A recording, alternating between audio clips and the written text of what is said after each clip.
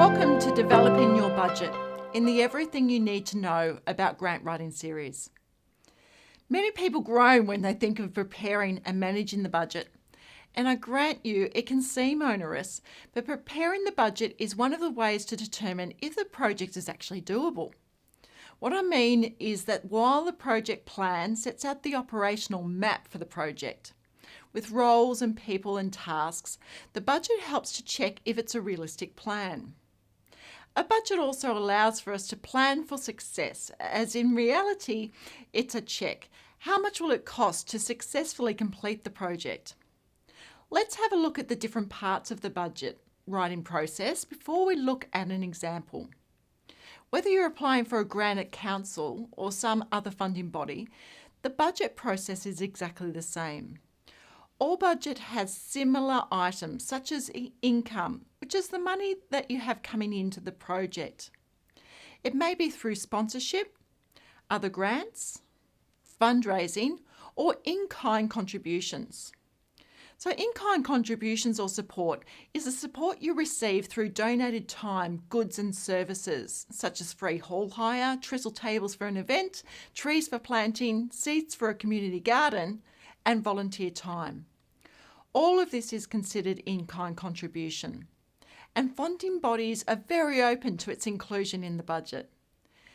In-kind contribution often demonstrates partnerships or broad community support for your organisation. The status is important. So whether you have confirmed or not confirmed that income, you may see an item listed as status, and this normally means you have received the funding or it is confirmed. This means that you definitely have the money, or it might be unconfirmed, which will mean that you've applied for the funding but you haven't heard as yet, or it's dependent on other factors. So let's now look at expenditure. Anything you expect to expend in money during the project. It also includes the in-kind contribution. It's important to remember when writing the value of in-kind into the budget. It needs to be both represented in the income as well as in the expenditure. So do you remember that school fund run fundraiser in their project plan? Now we can see how completing a project plan can really support the development of a good budget. So let's look at creating the budget for the fun run.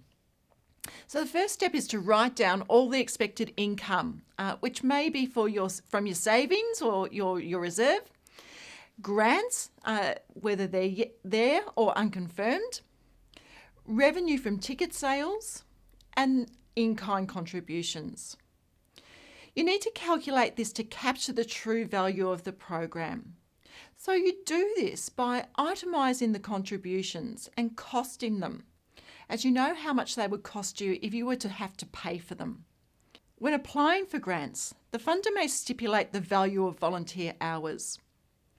If not, there's a couple of tools available to you. Check with the council team as to their volunteer rate that they use. It may be that you use the Australian Bureau of Statistics rate at $41.72 per hour.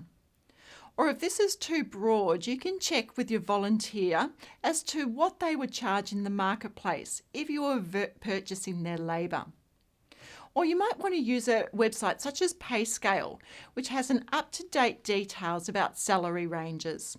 It's good practice to show how you arrived at the costing.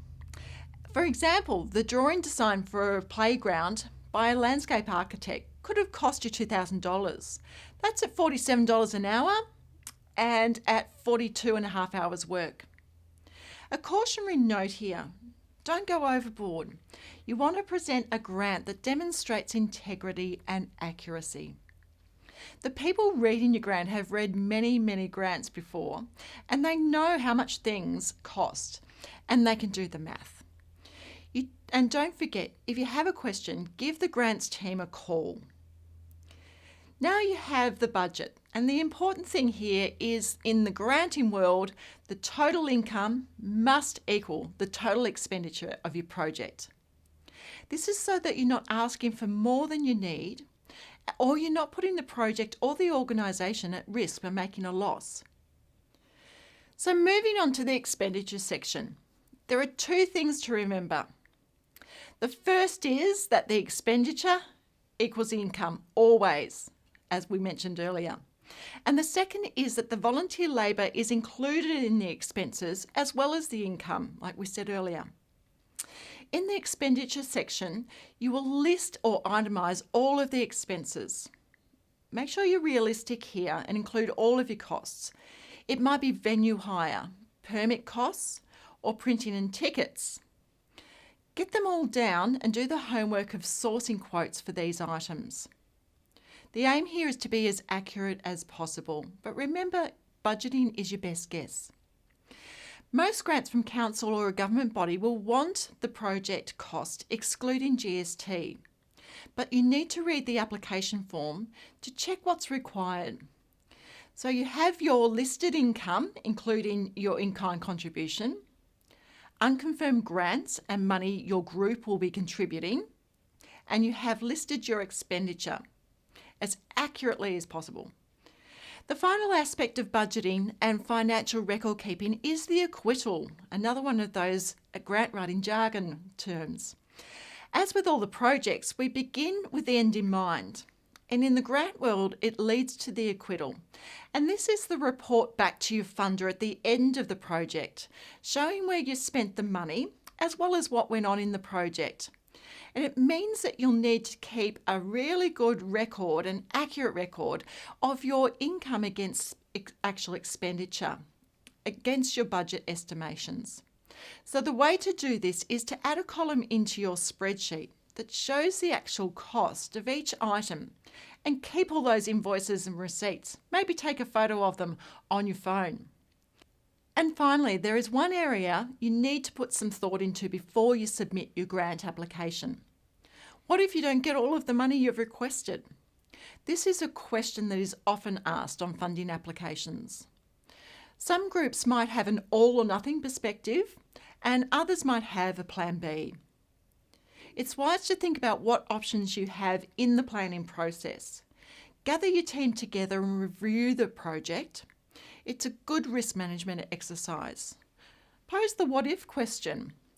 What could you do if you only received part of the funding?